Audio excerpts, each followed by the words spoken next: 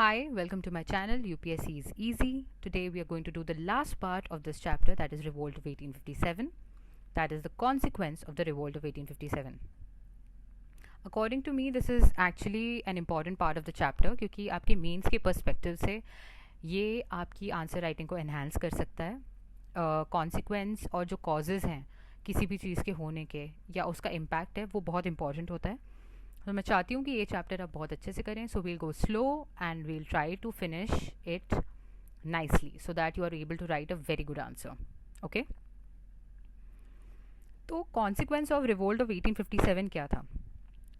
सबसे पहले तो ये एक टर्निंग पॉइंट था हिस्ट्री में हमारी. पूरी तरीके से सप्रेस होने के पहले ही, इस रिवोल्ट की पूरी तरीके से सप्रेस होने के पहले ही एक्ट ऑफ बेटर गवर्नमेंट जो है वो 1858 2 अगस्त को आता है. अगर आप देखें तो अगस्त हमारे देश की फ्रीडम स्ट्रगल में बहुत इंपॉर्टेंट अगस्त मंथ रहा है. ऑफ कोर्स हमारे इंडिपेंडेंस और आगे चल के भी हम देखेंगे कि बहुत सारे मूवमेंट्स हैं जो अगस्त में स्टार्ट हुए, राइट. तो 2 अगस्त 1858 को एक्ट ऑफ बेटर गवर्नमेंट आता है. और जैसे कि मैंने कहा, पूरी तरीके से जब रिवोल्ट सप्रेस भी नहीं हुआ था उसके पहले ये एक्ट आ जाता है. ये एक्ट क्या कहता है? ये एक्ट के आने के बाद जो क्वीन विक्टोरिया हैं वो एक्चुअली सॉवरेन हेड बन जाती हैं ब्रिटिश इंडिया की. ठीक है, तो अभी तक आप जो हम पढ़ रहे थे जितनी भी चीज़ें वो हम EIC से रिलेटेड पढ़ रहे थे जो कि कंपनी थी. अब यहां से आती है क्राउन की एंट्री. ओके, तो queen Victoria is actually now what was she? She was actually the sovereign head of British India. ठीक है. सेकेंड है कि एक न्यू पोजीशन आती है, that is the secretary of the state of India. Secretary of the state of India की जो position है, पहली बात तो ये जो भी इंसान अपॉइंट होंगे वो ब्रिटिश कैबिनेट मेंबर होंगे, राइट. ब्रिटिश कैबिनेट मेंबर आप समझ रहे हो, जो ब्रिटिश पार्लियामेंट है उसके जो कैबिनेट मेंबर हैं उनमें से किसी एक को secretary of state of India बनाया जाएगा, राइट. इनका काम क्या होगा? Administration of British India. पूरी तरीके से जो एडमिनिस्ट्रेशन है उसको देखने का काम सेक्रेटरी ऑफ स्टेट का होगा. पहली बात तो हमारे first secretary of state India के जो ब्रिटिश इंडिया में थे वो कौन थे? वो थे लॉर्ड स्टैनली. ये आपको नाम इम्पॉर्टेंट पता होना ज़रूरी है कि नहीं? आई थिंक इस बार के प्रीलिम्स के बाद फर्स्ट और लास्ट आपको पता होना ज़रूरी है. तो यहाँ पे मैंने फर्स्ट आपके लिए लिख दिया है, that is Lord Stanley and the last is William Hare. Okay, पहले जो थे वो थे लॉर्ड स्टैनली और जो लास्ट में आज़ादी के वक्त थे वो थे विलियम हेयर. ओके, तो यहाँ से आप देखेंगे कि कंपनी रूल जो है वो टोटली अबॉलिश हो जाता है. कंपनी रूल अब अबॉलिश हो चुका है. यहाँ से क्राउन की एंट्री हो चुकी है. जो प्रोक्लेमेशन है, एक नवंबर 1 1858 को क्वीन का प्रोक्लेमेशन होता है. इस प्रोक्लेमेशन को अनाउंस करते हैं लॉर्ड कैनिंग. ठीक है, लॉर्ड कैनिंग दरबार जो है एट इलाहाबाद,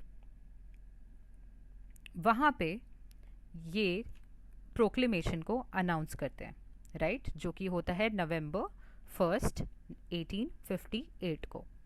ओके, इस प्रोक्लेमेशन में क्या होता है ये देखिए. ये ओरिजिनल डॉक्यूमेंट है, यहाँ पे लिखा हुआ है 1 नवंबर 1858, right. Proclamation of the queen in council, by the queen in council. इसमें सबसे पहली चीज़ जो बोली जाती है वो है कि गवर्नर जनरल जो ऑलरेडी प्रेजेंट थे उनको एक एडिशनल टाइटल दिया जाता है, वाइसरॉय ऑफ इंडिया का. ठीक है, उसके बाद दूसरी चीज़ प्रॉमिस की जाती है कि जो एरा ऑफ एनेक्सेशन और एक्सपेंशन है उसको एंड कर दिया गया है. ये प्रॉमिस करती है ब्रिटिश क्राउन कि अब से जो ब्रिटिश गवर्नमेंट है वो एनेक्सेशन नहीं करेगी, स्टेट्स का एक्सपेंशन की तरफ नहीं जाएगी. तो era of annexation and expansion has ended. ठीक है, इसके बदले क्या मांग होती है कि जो इंडियन स्टेट्स है उनको रिकॉग्नाइज करना पड़ेगा paramountcy of British crown, right. Paramountcy मतलब सबसे ऊपर जो है वो ब्रिटिश क्राउन है, ये मानना पड़ेगा इंडियन स्टेट्स को. ठीक है, कंपनी रूल अबॉलिश हो गया, हमने इस बात को डिस्कस किया ऑब्वियसली, राइट. एक और चीज़ जो प्रॉमिस होती है वो है freedom of religion without British interference. इसका रीज़न क्या है? ऑब्वियसली उनको ये बात समझ में आई कि ये एक म्यूटिनी जो थी सिपॉय की, उसमें जो ट्रिगर पॉइंट था वो रिलीजन था। कहीं ना कहीं सिपॉइज को लग रहा था कि जो उनका रिलीजन है वो ग्रेव डेंजर में है। तो freedom of religion without British interference, ये अश्योर करना ज़रूरी था इंडियंस को, ताकि इंडियंस में ट्रस्ट डेफिसिट ना आए टुवर्ड्स यूरोपियंस। इसीलिए ये बोला गया, राइट। सेकेंडली बोला गया कि जो लॉ के अंदर हर कोई under the law will be equal and there will be impartial justice. ठीक है, इम्पार्शियली जस्टिस प्रोवाइड किया जाएगा, इम्पार्शियल प्रोटेक्शन होगा under laws of all Indians. एक और चीज़ जो बोली गई वो थी equal of opportunity under government service irrespective of the race and creed. Equal of opportunity in under government service, इसमें समझने वाली कोई बात नहीं है। इक्वल अपॉर्चुनिटी होगी गवर्नमेंट सर्विस के लिए, और कोई रेस और क्रीड पे आपका डिस्क्रिमिनेशन नहीं होगा। इंडियन सिविल सर्विसेज एक्ट भी आता है 1861 में, लेकिन रियलिटी इन सब चीज़ों की क्या ये होती है कि डिस्क्रिमिनेशन नहीं होगा, इंडियंस के खिलाफ कुछ नहीं होगा, इंडियंस के अगेंस्ट डिस्क्रिमिनेशन नहीं होगा? Obviously not. जो ग्राउंड रियलिटी है वो बहुत डिफरेंट थी और जो रूल्स हैं वो काफ़ी डिफरेंट थे, राइट। तो reality was quite different. Okay, now we come to army amalgamation act. Army amalgamation act पढ़ने से पहले आप एक बात समझिए, ब्रिटिश इंडिया को ये समझ में आ चुका था कि जो भी प्रॉब्लम अराइज हुई थी अभी फ़िलहाल, वो हुई थी एक आर्मी में मिसट्रस्ट की वजह से, राइट। आर्मी में जो इंडियन सोल्जर्स थे, जो ट्रूप्स थे, इंडियन ट्रूप्स थे ईआईसी के, उनको उनके रिलीजियस सेंटिमेंट्स हर्ट हुए, उसके बाद उन्होंने रिवोल्ट किया, राइट। तो अब एक पॉलिसी होती है जिसकी वजह से ये कहते हैं कि डिवीजन एंड काउंटर पॉइज की पॉलिसी, ठीक है, ये फर्स्ट पॉलिसी हुई। सेकेंड पॉलिसी हुई डिवाइड एंड रूल की। इन्हें आप समझने की कोशिश कीजिए। जो आर्मी है उसको थरली ऑर्गेनाइज किया गया, डिवीजन एंड काउंटर पॉइज की पॉलिसी आ गई। ब्रिटिश जो हैं अब नो लॉन्गर को depend on the loyalty of Indians, ठीक है, क्योंकि उनको पता चल गया था कि अगर इंडियन, एक्चुअली हमने पढ़ा ही था कि सन्स ऑफ सॉइल्स थे जो इंडियन सिपॉइज थे, तो अगर उनके सेंटिमेंट्स हर्ट होंगे तो obviously they will raise their voice. तो Europeans could no longer depend on loyalty of Indians। अब अगर ये चीज़ आ जाती है कि आप कोई you can not depend on the loyalty of Indians, तो क्या होगा अगर रीऑर्गेनाइजेशन ऑफ आर्मी हो रही है? जाहिर सी बात है, आर्मी में इंडियंस का नंबर ड्रास्टिकली रिड्यूस हो गया और यूरोपियंस का नंबर ड्रास्टिकली इंक्रीज हो गया, ठीक है। ये रीऑर्गेनाइज हुआ आर्मी में, पहली बात। दूसरी बात, डिवाइड एंड रूल। जो आर्मी है उसको सेपरेट यूनिट्स में बांटा गया। सेपरेट यूनिट्स किस बेसिस पे थे? सेपरेट यूनिट्स के बेसिस जो थे वो थे तुम्हारे कास्ट के बेसिस पे, राइट। और कास्ट के अलावा किस बेसिस पे? रीजन के बेसिस पे। इन बेसिस पे आर्मी के यूनिट्स को ऑर्गेनाइज किया गया, सेपरेट यूनिट्स थे, राइट। मार्शल रेस, जो मार्शल रेस है यानी कि ऑफ नेपाल, पंजाब और नॉर्थ वेस्ट के रिक्रूट्स को लिया गया। क्यों? क्योंकि इन्होंने अपनी लॉयल्टी दिखाई ड्यूरिंग 1857। तो आप देख रहे हैं ट्रस्ट डेफिसिट जहाँ पे आया है वहाँ के लोगों को नहीं लिया जा रहा है, जहाँ से उनको लग रहा है कि okay these people were loyal, उनको लिया जा रहा है। एक तरीके से डिवाइड एंड रूल किया जा रहा है रीजन और कास्ट के बेसिस पे। डिवीजन एंड काउंटर पॉइज की पॉलिसी आपने देखी कि कैसे यूरोपियंस का इंडक्शन बढ़ता है और इंडियंस का इंडक्शन जो है वो रिड्यूस होता है आर्मी में। दूसरी बात जो है, एक आर्मी अमेलगमेशन एक्ट जो है ऑफ 1861 जो आया है, जिसको आप लिंक्ड बटालियन स्कीम भी बोल सकते हैं। लिंक्ड बटालियन स्कीम आप आर्मी अमेलगमेशन एक्ट ऑफ 1861 में बोलेंगे। 1861 में एक और चीज़ की जो आई थी वो हमने पढ़ी थी अभी, इन जो सिविल सर्विसेज एक्ट था, राइट। तो कंपनी और यूरोपियन कंपनी के जो यूरोपियन ट्रूप्स थे, अब उनको मूव कर दिया गया। कहाँ पे मूव कर दिया गया? To the service of the crown, ठीक है। और जो इंडियन आर्टिलरी है यूनिट्स, उनको डिफंक्ट कर दिया गया। इंग्लिश को हायर पोस्ट दी गई, ठीक है। तो जो सेम पोजीशन के लिए इंग्लिश काउंटर पार्ट्स थे, उनको ज़्यादा कॉम्पिटेंट माना गया।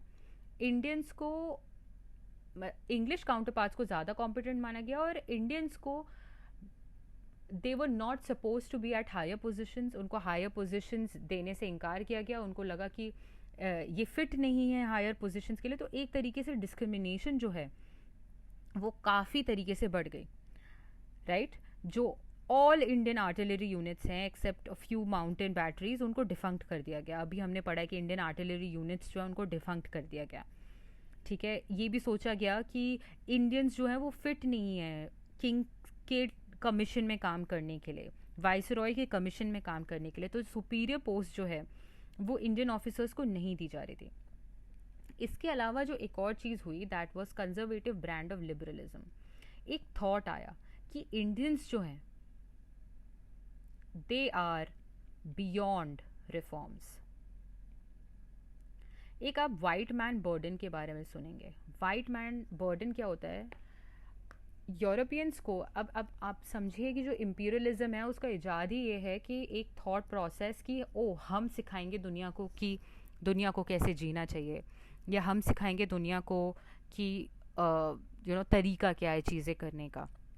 तो it actually comes from place of superiority, okay.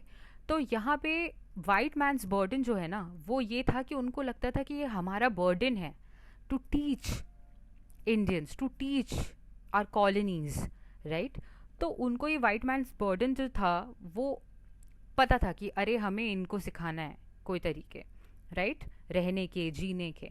But इसके ये जो रिवोल्ट हुआ जिसमें दोनों साइड से इतनी अट्रॉसिटीज़ हुई, यूरोपियंस को लगा, उनका ये मानना था कि इंडिया जो है वो भाई बियॉन्ड रिफॉर्म्स है, यहाँ रिफॉर्म आप कर नहीं सकते हो, ये उनको लगने लगा। तो एक जो लिबरलिज्म का ब्रांड आया जिसको मेटकैल्फ ने नाम दिया, that was called the conservative brand of liberalism. ये एक न्यू अप्रोच थी। ये न्यू अप्रोच में क्या हो रहा था? Complete non interference in the traditional structure of Indian society. मतलब हम यहाँ आएंगे, अपनी इकोनॉमी के लिए काम करेंगे, अपना एडमिनिस्ट्रेशन के लिए काम करेंगे, लेकिन इंडिया की जो ट्रेडिशनल स्ट्रक्चर है उसमें हम कोई इंटरफेरेंस नहीं करेंगे। ये एक era of end of reforms आया, ठीक है। जो एरा था ऑफ रिफॉर्म्स वो यहाँ पे एंड हो जाता है, okay. Now we come to the next page. एक और जो बहुत सैड चीज़, एक बहुत जो बुरा कॉन्सिक्वेंस था ऑफ रिवोल्ट ऑफ 1857, वो ये था policy of divide and rule जो है वो यहाँ से स्टार्ट होती है। Policy of divide and rule आपको अच्छे तरीके से पता है, इसके कॉन्सिक्वेंस इंडिया आज भी झेल रहा है। इंडिया ही क्या, बहुत सारे कॉलोनीज़ हैं जो इम्पीरियलिज्म की वजह से उनमें ये डिवाइड एंड रूल जो आया अलग अलग वेज में, whether on the basis of race, religion, community, वो आज भी उसके कॉन्सिक्वेंसेस झेल रहे हैं। आप बाकी कॉलोनीज़ की कहानियाँ भी देखिए। तो इंडिया में क्लासेस और कम्युनिटीज़ को इन लोगों ने एक दूसरे के अगेंस्ट पिट किया, एक दूसरे की तरफ उनके डिफरेंसेस क्रिएट किए। बताया गया कि आप दोनों एक साथ रह नहीं सकते हो, आप दोनों सिम्बायोटिक इन नेचर नहीं हो, आप एक दूसरे के साथ रह नहीं सकते हैं, ठीक है। आप लोगों का नेचर अलग है, आप आपकी टेक्सचर अलग है, you can not be together, right. ये सब चीज़ों को बताया गया। वेयर एज यू नो कि इंडिया एक ऑब्वियसली मेल्टिंग पॉट था, है भी, बट तब भी था, before the Britishers came also all communities, all classes could live together, right. Europeans के लिए बात बहुत नई थी क्योंकि उनका एक यूनिफॉर्म स्ट्रक्चर था, बट इंडिया एक एक आप बोल सकते हो कि मिक्स्ड बोल ऑफ सैलेड था या मेल्टिंग पॉट था, है भी।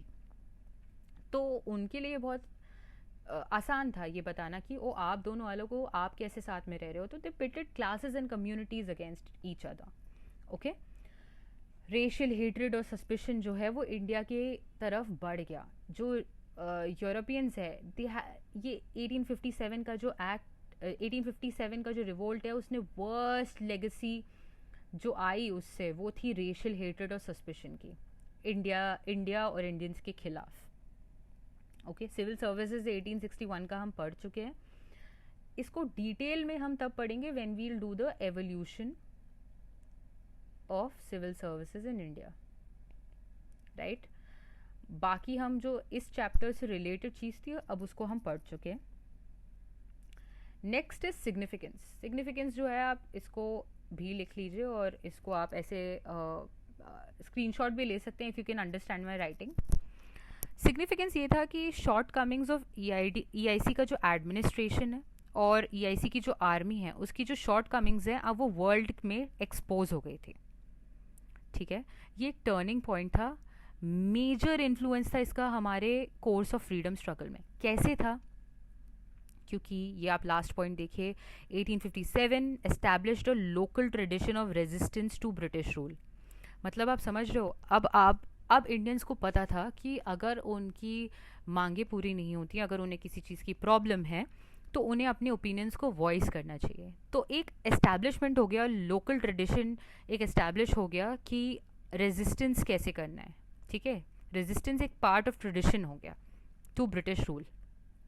ठीक है, एक और चीज़ जो है, atrocities on both sides actually shocked Indian intellectuals जो अभी तक इसको बैकवर्ड लुकिंग देख रहे थे, इंडियन इंटेलेक्चुअल्स जिनको एक्चुअली वेस्टर्न फिलोसफी और पॉलिटी वो पढ़ रहे थे, जब उन्होंने दोनों साइड से अट्रॉसिटीज़ देखी। अवध में हमने पढ़ा कि 1,50,000 लोग मरे, जिसमें से 1 lakh people were civilians. This actually shocked the Indian intellectuals. It was a wake up call for them कि अगर अपने ही देश में आपको कोई प्रॉब्लम है और आप उसको वॉइस करते हैं, आप उसके अगेंस्ट रिवोल्ट करते हैं, तो आप उसका नतीजा क्या होने वाला है।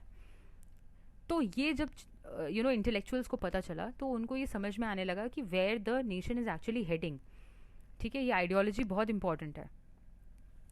इसके बाद आगे इंटेलेक्चुअल्स ने क्या किया वो हम देखेंगे अगले चैप्टर्स में।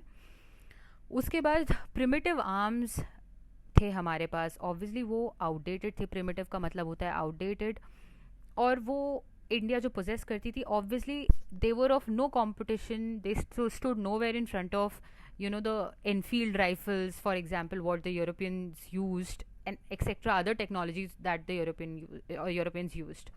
तो कोई कॉम्पिटिशन ही नहीं था। ठीक है, आप समझिए कि हमारे पास प्रिमिटिव आर्म्स थे, उसी से लोगों ने लड़ा।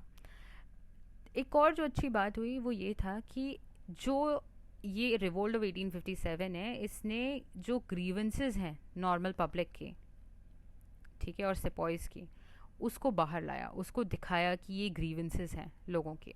ठीक है, दिस इज़ द सिग्निफिकेंस।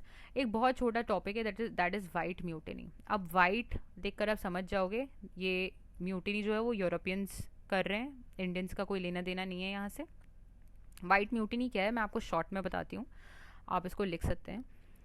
आपको मैंने बताया कि EIC के जो ट्रूप्स हैं उनको आप क्राउन के अंडर मूव कर दिया जा रहा है।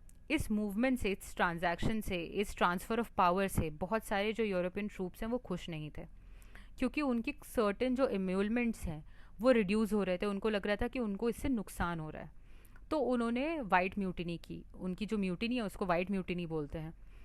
इससे नुकसान क्या हुआ? ऑब्वियसली एक तो आपको ट्रस्ट डेफिसिट है टुवर्ड्स इंडियन सोल्जर्स, उसके बाद आपके खुद के सोल्जर्स ही म्यूटिनी कर रहे हैं, वो आपसे खुश नहीं है। तो यहाँ पे एक एक डिलेमा क्रिएट हुआ यूरोपियंस के लिए, आई मीन ब्रिटिश गवर्नमेंट के लिए।